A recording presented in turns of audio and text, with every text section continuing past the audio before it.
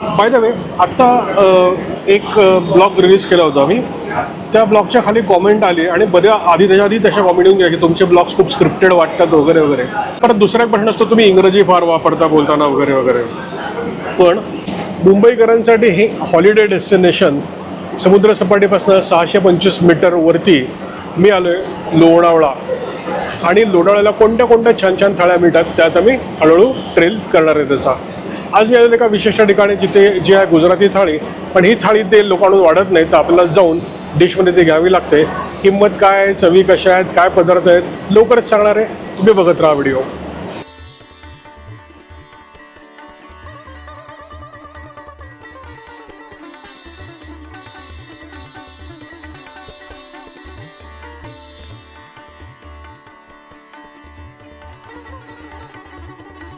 तर अशी भरगच्च थाळी आलेली आहे. या ठिकाणी आला हा ढोकळा.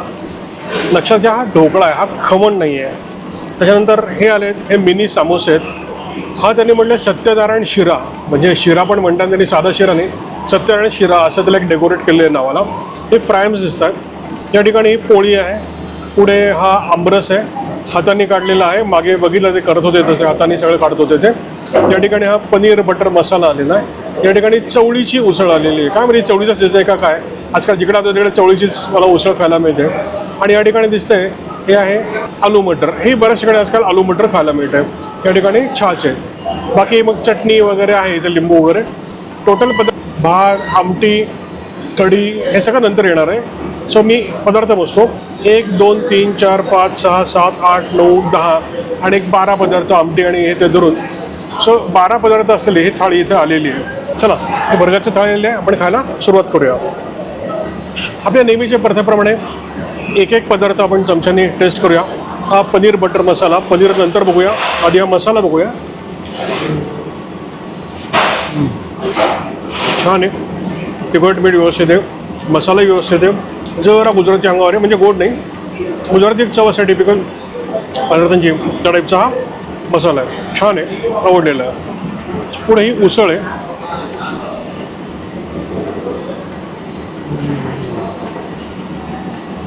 ब्रिलियंट, अतिशय चविष्ट अशी.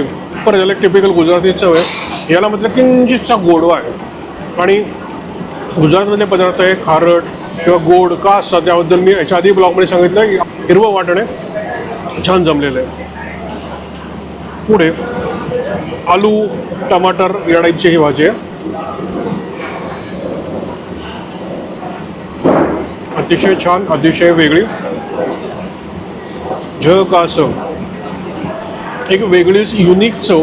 आतापर्यंत महाराष्ट्रामधल्या आपल्या बऱ्याच थाळ्या कवर केल्या, पण अशी चव याच्या आधी कधी गेली म्हणजे एकूण थाळीतले तिन्ही पदार्थ करून त्याचे खूप छान आहेत. पुढे यांचा हा ढोकळा. सो ढोकळा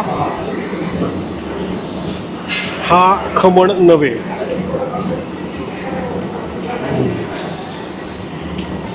टेस्टलेस आहे, फ्लॅट टेस्ट आहे. म्हणजे चटणीला लावल्याशिवाय त्याला काही वेगळी चव येणार नाही. पुढे समोसा आणि हा छान साईज शेप खरंच छान आहे.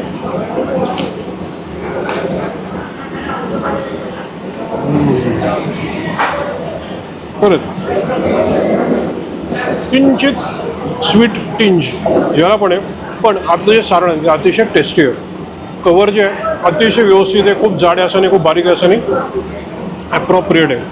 आपल्या सारणाची चव खूप छान आहे, मस्त. शिरा आत्ताच टेस्ट करतो. आणि सत्यनारायण शिरा म्हणल्यामुळे काय यात नक्की वेगळं आहे, उत्सुकता माझी ताणलेली आहे. बघूया. तुपाचा भरपूर वापर, साखर प्रमाणामध्ये, वेलदोडा आणि केळं टाकलेले. आपण जसा आपल्याकडे सत्यनारायण असलं की जो करतो घरामध्ये, एक्झॅक्ट तसा. खूप छान. म्हणजे हलवा म्हणून देतात ना आपल्याकडे, त्याच्यापेक्षा कित्येक पटीने उच्च दर्जाचा असा हा शिरा आहे. मी आता खायला सुरुवात करतो आणि मध्ये मध्ये चवींबद्दल सांगतो. चवळीची उसळ त्यांनी बोर्डवर दिलेली आहे चिणा म्हणून, पण लवंगाचा किती छान वापर करता येऊ शकतो, इंडिव्हिज्युअल लवंगाचा.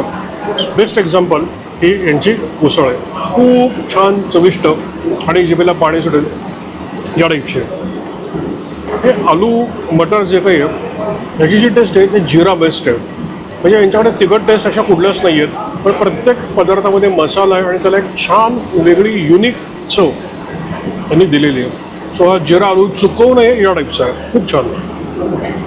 शिरा त्याचं नाव त्यांनी सत्यनारायणाचा शिरा असं ठेवलेलं आहे आणि खरंच असं वाटते आपण कुठेतरी सत्यनारायणाच्या जेवायला आलो की काय इतका सुंदर परफेक्ट. पुण्यामध्ये मनोहर मंगल कार्यालय जर माहिती असेल त्या ठिकाणी एक आउटलेट होतं खाण्यासाठी मिस्टर दात्यांचं. त्या ठिकाणी ते शिरा बनवायचे त्यांच्या आउटलेटमध्ये आणि तो जो शिरा होता तो अमेझिंग भाजलेला प्रॉपर चविष्ट.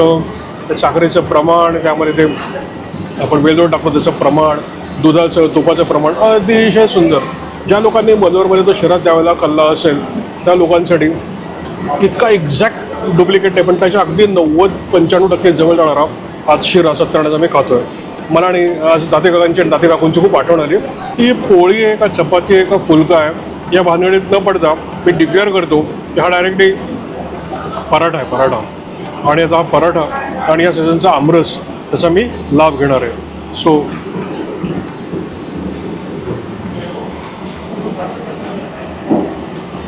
Absolute amazing. पुण्यातनं ही थाळी कधी फोन करायला पाहिजे का आमरस आहे का. ही थाळी आणि हा आमरस खायला लोणावळ्याला यावंच लागतं आपल्यापैकी प्रत्येकाला. अतिशय उत्कृष्ट आणि उच्च दर्जाचा आमरस आहे आणि मागे ती पिळतात आणि प्रॉपर प्रोसेस चालू आहे. खूप छान. तर ज्यूस आणि शेक हे दोन बेसिक ग्रेड्स असतात आमरसाच्या आणि त्याच्या पुढचं जे आहे प्युर आणि पल्प तर तुम्ही बघा हा अतिशय छान ऑलमोस्ट पल्प. खूप रेअर आहे ऑलमोस्ट पल्प ग्रेडचा असा आमरस खायला मिळणं. वाच रेषा पण काही काही ठिकाणी आहेत त्यांनी सुटलेल्या त्यांच्याकडनं.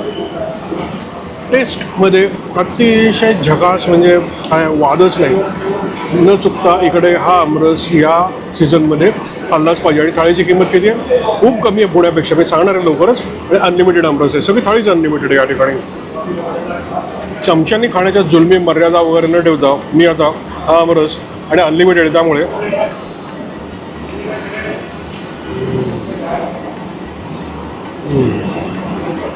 वा. कोकणामध्ये गेल्यानंतर कोणाच्या घरी तसं बनवतात घरी प्रेमाने तसा चविष्ट अतिशय व्यवस्थित आमरस आहे. मी परत सांगतो मी आपल्या थाळीजमध्ये खाल्लेला हा पहिला पल्प ग्रेडचा आमरस आहे. मस्त. हो बुफे असला तरी सुरुवातीला आपण घेऊन यायचं. त्यांना त्यांना सांगितलं की ते आणून वाढतात असं दिसतं इथे. मला आधी वाटलं होतं की मला थाळी घेऊन दळायला जावं लागेल. तशी काही प्रथा इथे दिसत नाही आहे. सो हा जगास आमरस. बाय द वे आत्ता एक ब्लॉग रिलीज केला होता मी. त्या ब्लॉगच्या खाली कॉमेंट आली आणि त्याच्या आधी तशा कॉमेंट येऊन गेल्या की तुमचे ब्लॉग्स खूप स्क्रिप्टेड वाटतात वगैरे वगैरे. तर टिपिकल फिल्म मेकिंग प्रोसेस मी फॉलो करत नाही आणि चवी काय लागणार आहे त्याची प्रॅक्टिस मला आधीच नाही करत नाही. एवढं सामान्य ज्ञान आपल्या बघणाऱ्या प्रेक्षकांना आहेच. नसेल त्यांनी ते ज्ञान अपग्रेड करून घ्या की आधीच असं सांगता नाही येत की कुठले पदार्थ कुठे गेल्यानंतर कसा लागणार आहे ते. सो आमचे कुठलेही ब्लॉग स्क्रिप्टेड नसतात. इम्प्रॉम्प्टू टाईपचे असतात. गेल्यानंतर तिथे जे चवी असेल ज्या वाटेल तर तशाच्या तशा प्रोजेक्ट करणं ते मी करत असतो. परत दुसरा एक प्रश्न असतो तुम्ही इंग्रजी फार वापरता बोलताना वगैरे वगैरे.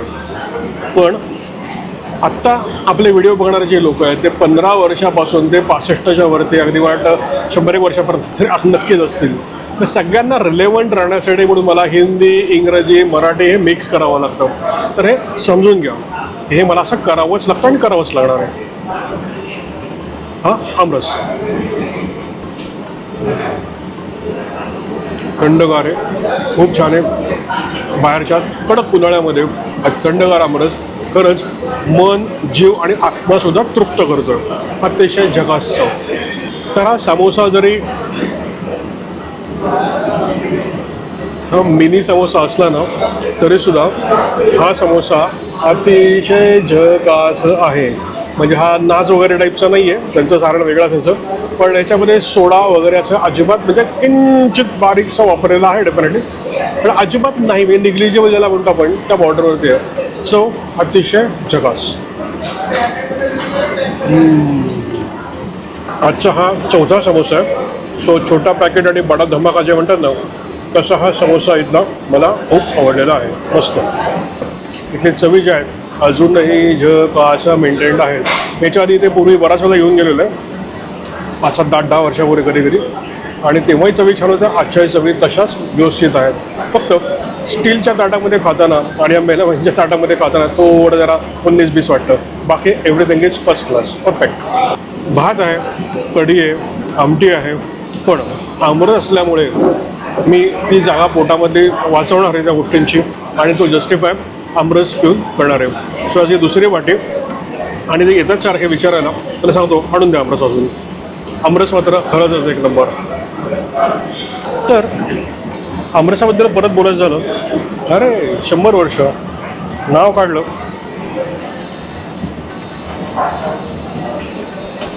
माझी अशी इच्छा होती की त्याला सांगावं ते भांडे ना तेच ठेव इथे, आणि मी ते छानपैकी संपवतो. पण परत म्हणजे आपल्या शरीरामध्ये जे काय 5.5 लिटर रक्त आहे त्याच्यामध्ये 1 चमचा फक्त साखर असते, आणि असे मी 3 आणि 4 आणि 5 जर वाट्या प्यायला लागलो, माझ्या डायटिशियन माझ्या व्हिडिओ बघतात आणि त्या मला लगेच फोन करतील, विचारतील काय चाललं आहे बाबा हे.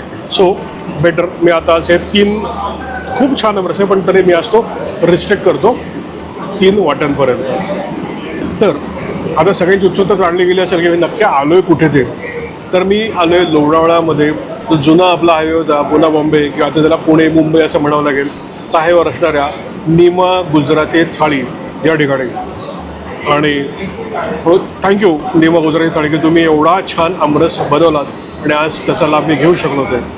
अमेझिंग आमरस. पण मी पण सांगतो आपल्या सगळ्या प्रेक्षकांना की हा आमरस चुकवायचा नाही. एक दिवस आपल्याला आउटिंग करायचं असतं उन्हाळ्यामध्ये. ट्रिप सकाळी सकाळी निघायचं, लोणावळा फिरायचं, जेवायला इथे यायचं. त्याची किंमत आहे फक्त स्क्रीनवरती कुठेतरी तुम्हाला इकडे तिकडे दाखवणार आहे. मी मित्रगुरू भरलेल्या छान थाळीवरून आणि अतिशय उच्च दर्जाच्या आपल्या थाळींमधला जो पहिला पल्प ग्रेडचा आमरस आहे त्याच्यावर आता साईन ऑफ करतो.